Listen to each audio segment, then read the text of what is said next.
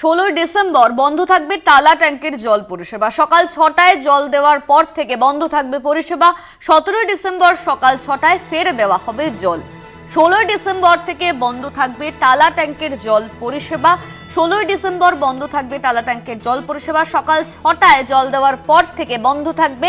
17 December সকাল 6টায় ফের জল দেওয়া হবে।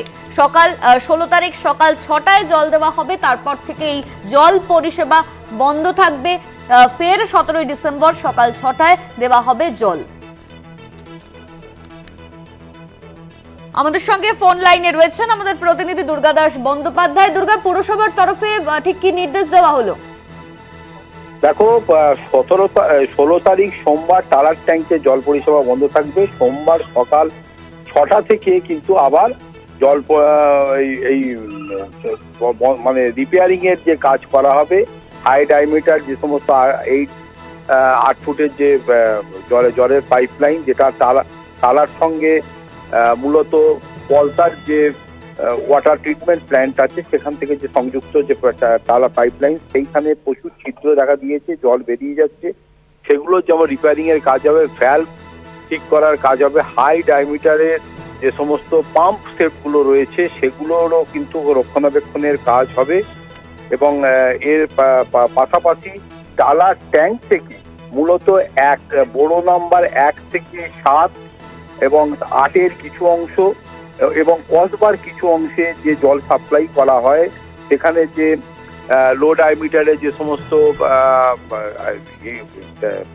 পাইপ লাইন রয়েছে সেখানেরও কিন্তু সংযোগস্থলে অনেক জায়গাতে ছিদ্র, অনেক জায়গাতে রিপেয়ারিং এর প্রয়োজন হয়ে যাওয়ার কারণে এই কাজ করা হবে এবং যুদ্ধকালীন তৎপরতায় এই কাজ সম্পন্ন করা হবে। 17 ডিসেম্বর সকাল 6টা থেকে পুনরায় পানীয় জল পরিষেবা স্বাভাবিক হয়ে যাবে বলে ইতিমধ্যেই মেয়র ফিরহাদ হাকিম জানিয়েছেন।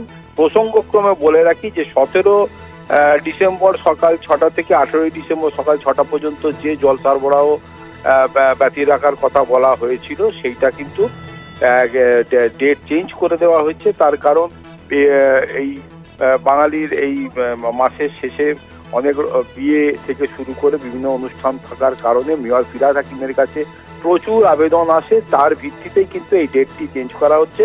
যদিও জল পরিষেবা স্বাভাবিক রাখা এবং তার সাথে সাথে যাতে মানুষের কোনো কষ্ট না হয় সে কথা মাথায় রেখে ট্যাঙ্কের মাধ্যমে জল পরিষেবা স্বাভাবিক রাখার বিষয়েও কিন্তু তৎপরতা শুরু হয়েছে কলকাতা পুরসভার। ধন্যবাদ তোমায় দুর্গা। আমাদের সঙ্গে ফোন লাইনে ছিলেন আমাদের প্রতিনিধি দুর্গা দাস বন্দ্যোপাধ্যায়।